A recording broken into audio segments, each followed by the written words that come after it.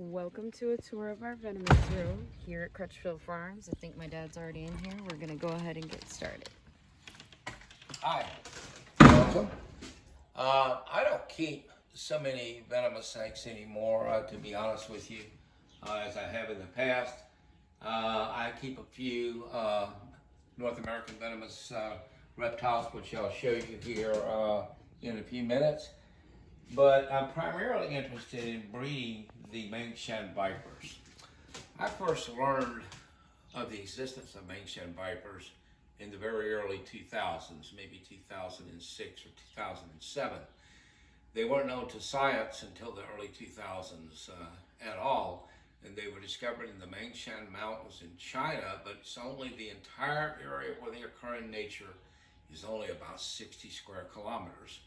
So a friend of mine in Hong Kong had some, and I first imported 25 pairs, and then I imported a bigger shipment after that with 50 pairs. Okay, I sold most of them. I kept back 2 males and 2 females, and all of them were babies, just right out of the egg. And I had some issues and lost, I kept back 2.2 for me. I lost both males in a freak accident involving a cage and them getting jammed. And then I lost one of the females outside where she got a tick in her heat pit, and her heat pit swelled up. We took her into the vet, of course, and removed it, but we lost her of a secondary infection, even with veterinary treatment. And I was left with one Mangshan Viper, which was Mei Mei, which I still have. Mei Mei means sister in Chinese, or little sister, and she this year would be 13 years old. She's one of the original ones that I brought back. So after I lost those, I was able to procure 2.2 more, representing 3 bloodlines from here in the United States, but they were young and I had to rear those up. So once I did all of that, then I had to sort of figure out how to breed them, and that's been a major project here, a project goal for quite a while. They've only been bred a very few times in captivity in the United States. I only think they've been captive bred once, and that was by the San Diego Zoo. So after researching all I can find out about where they're from in terms of their climate and temperature and rainfall and so forth, I decided to design a specific habitat specific for Mangshan Vipers in order to breed them. So let me show you what I did. First of all snakes need more space than we give them normally. So in this case, this may be a little bit of overkill, but I wanted to make sure it was right the first time. This enclosure is 18 feet long. It's built all inside of a building. It sits off the ground about 3 feet, the floor. It's 4 feet deep, but it sits 5 feet up from the ground. So basically the snakes on the big logs can climb up 8 feet literally off the ground.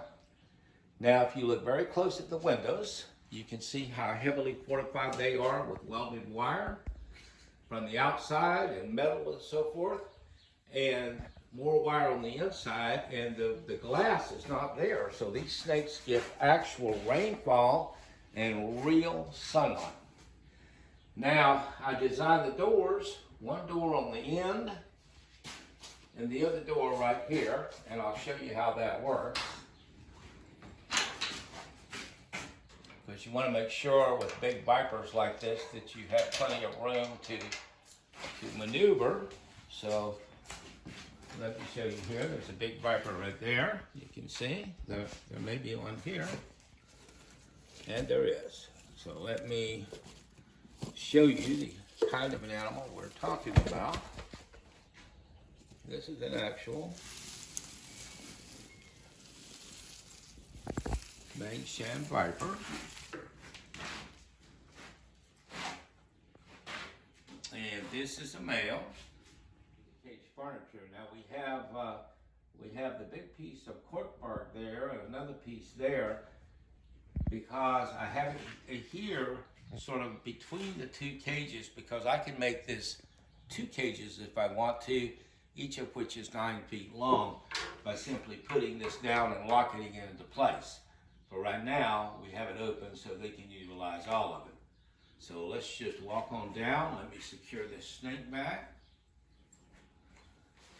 Now, you're very careful not to mash his tail or anything Not like to that. scare it. I don't poke their tails because I don't want it trying to bite me. What I want it to do is to not try to bite me ever, and it's just safer for me and safer for the snake. So there's no point in making it hurry by snapping his tail and pushing his tail with a snake hook to make it go faster. So come on down and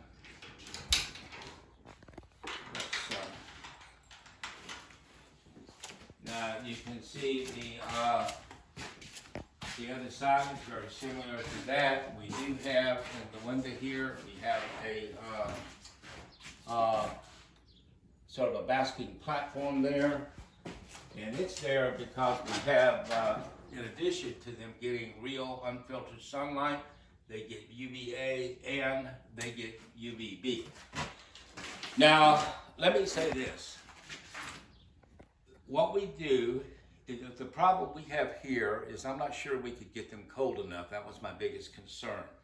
So what we designed, I designed this cage last year and it was completed in August and the snakes were moved in. So beginning in October, we normally keep the air conditioner here to 80 degrees Fahrenheit. And beginning in October, I would lower it 10 degrees per month until we got down to January. It's actually down then to about 60 degrees roughly. And I left it at 60 degrees the entire month of January as well as most of February. Now what that means is that the ambient temperature in here should stay right around 60 degrees even though the windows are open. But at night, it could drop much colder than 60 degrees if it gets cold outside because there's no heat in here. And it got cold enough last year that we temp gunned the Mangshan Vipers down to 47 degrees. That was their skin temperature, not their core temperature. And this year, for the first time, we have actually seen copulation. And we are hoping. The trip to my venomous room is not complete without a personal visit to Pancho. This is Pancho. He is a banded Gila monster. And he's been living with me, for him and his girlfriend, for about almost 20 years now. And he was an adult about the same size he is when I got him. And supposedly his parents were of Utah origin. What we used to call a banded Gila monster or Heloderma suspectum cinctum.